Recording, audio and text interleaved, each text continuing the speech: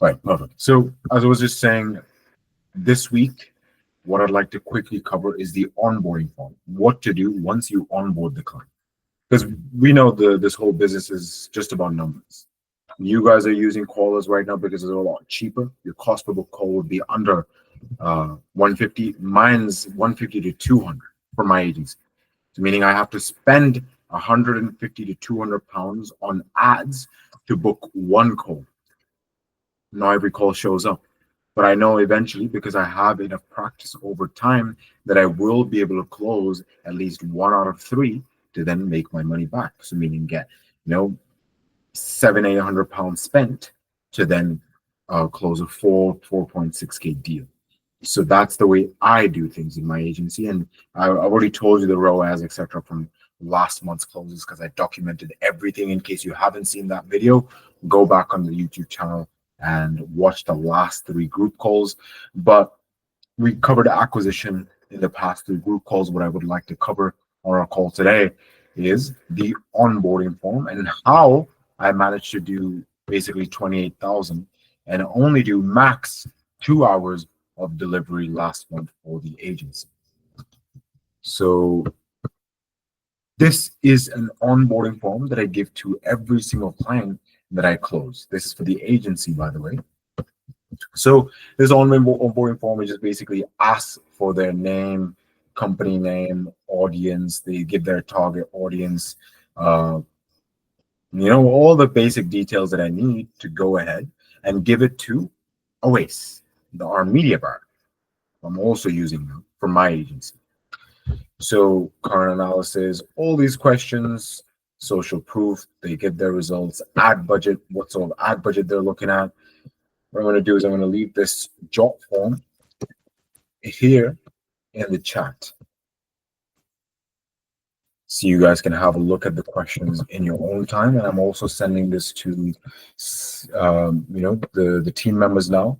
So anyone that does need it, they can pretty much get in touch, and I will be able to send it. Or you could ask them, or you could ask Nyla, and they will be able to send you an example. For those that aren't on the call right now, people that are on the call, I'm sure you've already seen that I've just left it on the chat. So this is the onboarding form. So they take about a week or so to give us all their details, all the context that they can possibly give to us. Then once that's done, then I give the information to Oasis, who creates the pictures, creatives, right? But what I'm doing right now is I'm not using Oasis people to do the creatives. I'm using this AI to actually make the creatives. And I'll give you an example right now. It's called Sora, S-O-R-A. I'm just refreshing so I can show you the proper screenshots.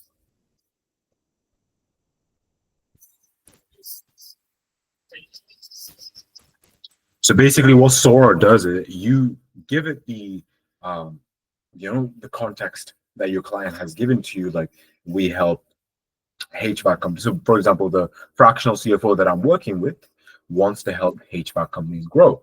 Now, interestingly enough, the same guarantee that I'm using to help you get clients, I can do the same for him. But his delivery mechanism will not be marketing. His delivery mechanism will be fractional CFO services, meaning, like, in simple words, business coaching as an accountant, as a proper finance professional. So I'll just show you an example of this.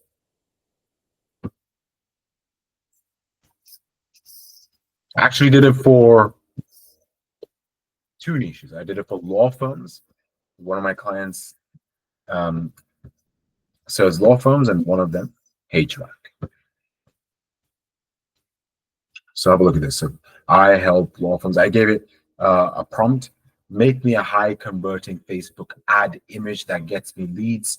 Offer is I help law firms at 100K, blah, blah, blah. Right, this is it. So basically like this. Right, you just basically give it a prompt. It's called Sora, and it's an option within ChatGPT to use it.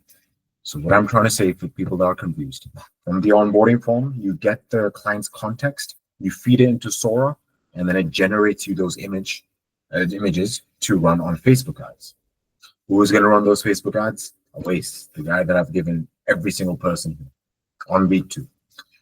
So this is how we make sure that we have a smooth process. This is a client success timer. Step one, onboarding form. Step two, check the onboarding form. Step three, feed the data into Sora so it can create those images for you. Step four is give it to Awais and he runs the ads for your clients. And of course, he does the management. And then we can cover management on our next call and how to set up the ads itself for the people that want to do it themselves, which is nothing complicated. We're just a lead gen agency. So it's nothing complicated at all setting up the ads. And I should have it by next week, like a proper Loom video through my media buyers explaining exactly how to do. Does this make sense to everyone on the call? Please drop a 1 in the chat if it does, 2 if it doesn't.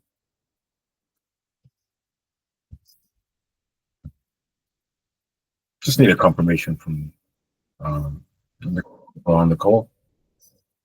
Hassan, Muhammad, does it make sense? Because you guys will be doing this pretty soon. Okay, perfect. This is pretty much all I wanted to discuss practicality wise, because I'm really gonna have fun with this. I'm doing this stuff with you. I'm just gonna share with you how I'm actually doing it myself so you can see live examples. You guys can't deny after showing you guys screenshots of every single payment that came in last month, totaling up to 28,000 USD, how I did it, how I actually conduct calls. That's the client acquisition done. Now we're discussing the service delivery. Now, another way I have managed to serve all the current agency clients and also keep it within 2 hours in the whole month is because I have all the clients as a checklist, every single name. So every day, I'm just looking at the name of the existing client and saying, do I need to do anything today? If yes, quickly get it done. If I need to do it, most of the time I don't need to do anything, just need to tell Awais to do it. If not, move on to the next name. Move on to the next name. Very, very simple. Don't stress about what if this happens, what if that happens. I've said it a million times. You cannot predict what's going to happen in business. You just have to compartmentalize each thing, meaning take it one step at a time. And it's not just for business. I think it's a general principle for life because anything can happen. So you just focus on today. You'll be good.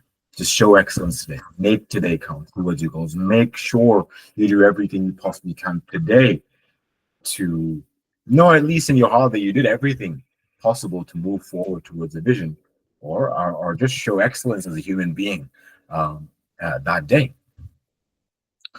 So the principle or the mindset that I keep on all the sales calls daily, every single working day, is don't have anxiety about the end goal. Don't focus about getting a certain goal. Just focus on the effective actions, meaning the things that I know are proven that will get me the results, and just have positive expectations. That's all I keep in. That served me really, really well. Every single day I have stupid amounts of money being taken out of my account through ad spend across the businesses. And if I focus on, oh, what will happen tomorrow, what will happen the day after, what will happen next week, I'll lose my mind. I just focus on today. How can I show excellence today?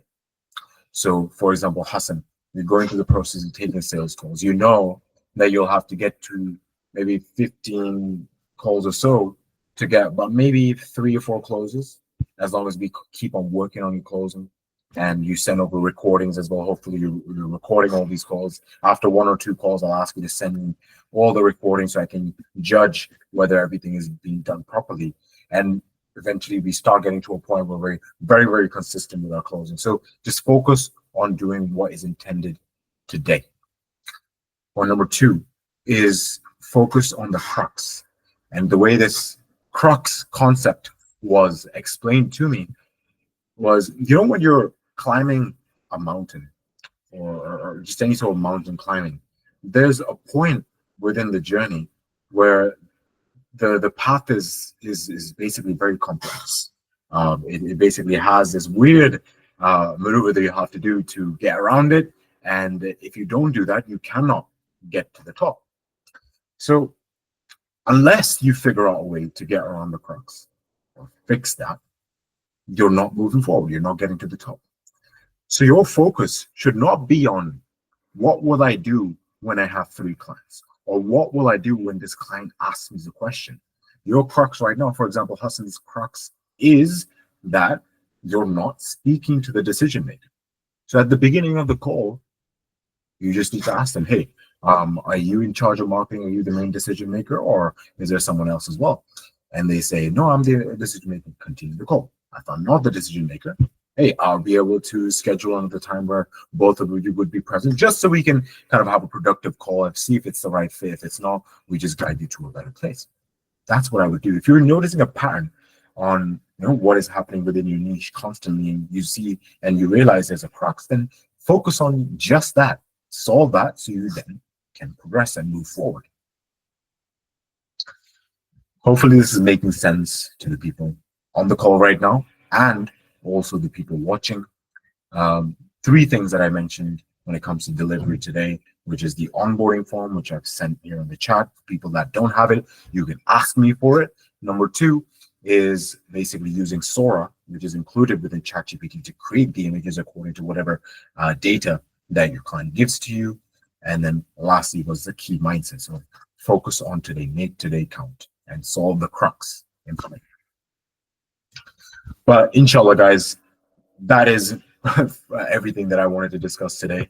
Short, simple, key lessons learned, and we will speak this time next week.